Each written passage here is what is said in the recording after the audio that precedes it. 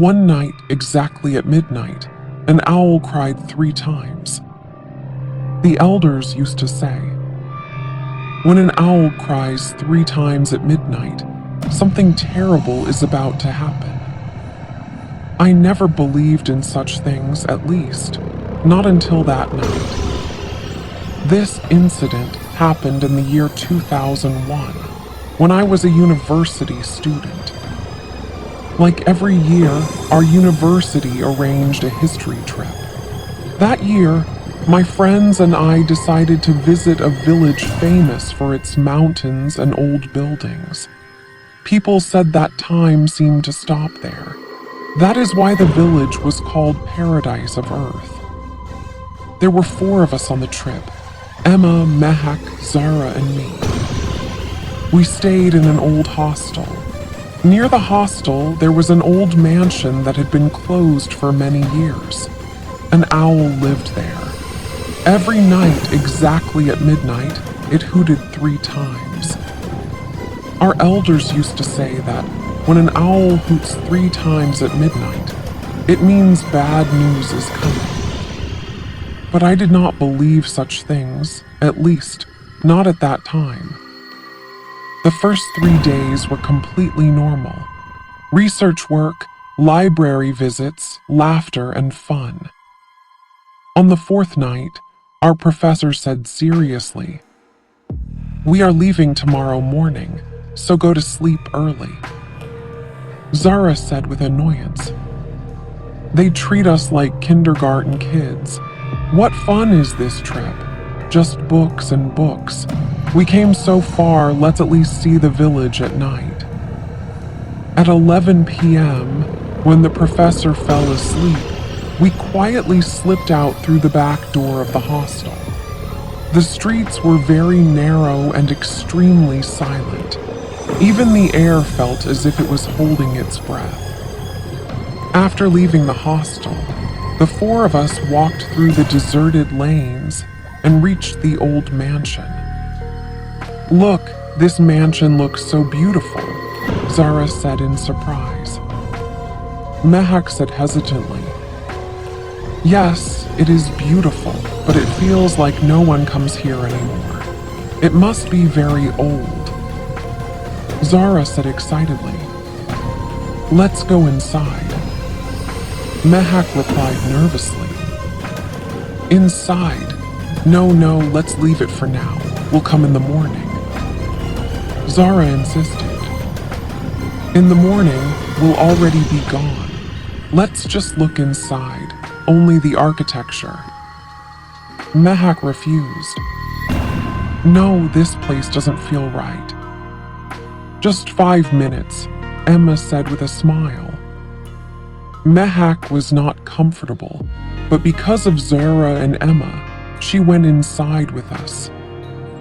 Inside the mansion, there was dust everywhere. Tables were covered in dirt, and spider webs hung in every corner.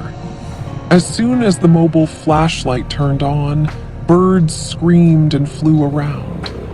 At that moment, a strange fear settled in my heart. "I don't like this place," Mehak said in a trembling voice. As she turned to leave, suddenly someone grabbed her shirt. She screamed loudly. "What happened?" I asked in panic. "Someone grabbed my shirt," Mehak cried in fear. Zara pointed her mobile light at Mehak's shirt. It was caught on a nail. Seeing this, Emma and Zara started laughing. "You didn't want to come anyway. That's why you're scared of even a nail," Zara joked.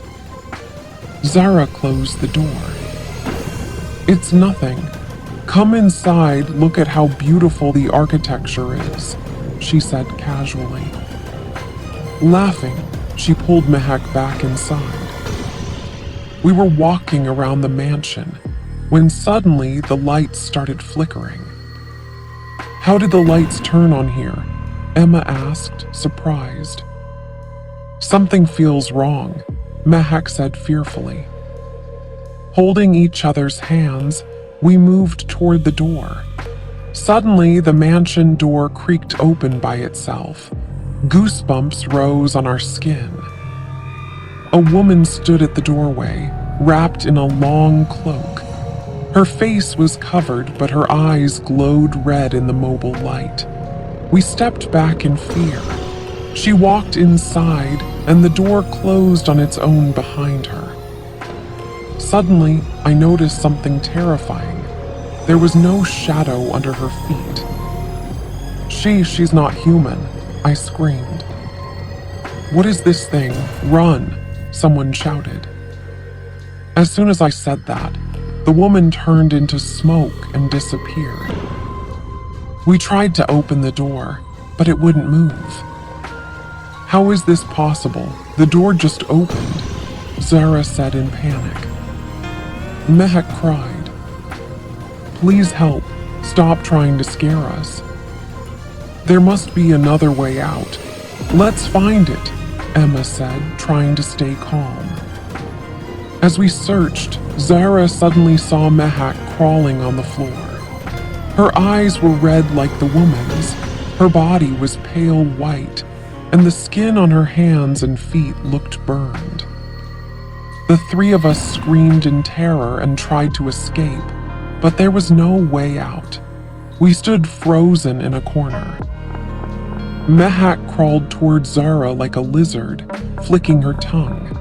Sometimes we saw the woman's face, sometimes Mehak. What have we done to you? Zara cried. Please leave our friend. Let us go. Please let us go. Zara folded her hands in front of the woman. The woman smiled and grabbed Zara's neck, pulling her toward herself. But Zara was wearing a scarf around her neck, a rosary her grandmother had given her in childhood to protect her from evil spirits and dark shadows. The moment the woman touched it, she was thrown back violently. She fell to the ground and turned into smoke, leaving Mehak's body. Mehak lay unconscious. Emma tried to wake her. Mehak, wake up, we have to leave, Emma cried in panic. Suddenly, the woman appeared again. Zara tightly held her rosary. The woman paused for a moment, then smiled. This cannot stop me, she said coldly. Do you think you can escape? No, you are my prey now. She moved toward Emma. Her hand turned into claws. Emma's body stiffened. Tears streamed from her eyes, but she couldn't move. Without thinking, I started chanting a prayer. Suddenly, a miracle happened. The mansion, closed for years, lit up completely. The woman screamed. Stop, make it stop. We all chanted together. Her body began to fade. Crying, she said, I was once like you. For a moment, her real face appeared, a beautiful, broken girl. And then she vanished into the air. On the tower of the mansion, an old man appeared. The villagers said he had died decades ago. He smiled and disappeared. The dark shadows vanished. The door opened by itself. Outside, the rain had stopped and the moon was shining. We ran back to the hostel. The next morning, the professor asked, Why do your eyes look swollen? We replied nervously, We studied all night. Only Zara noticed something strange. Her rosary was glowing brighter than before. A week later, the villagers said the owl had stopped hooting. And the mansion, no one ever saw it again. But sometimes, at midnight, even today, I hear the bells of that mansion. And then I remember. Not every soul wants revenge. Some only want to be remembered.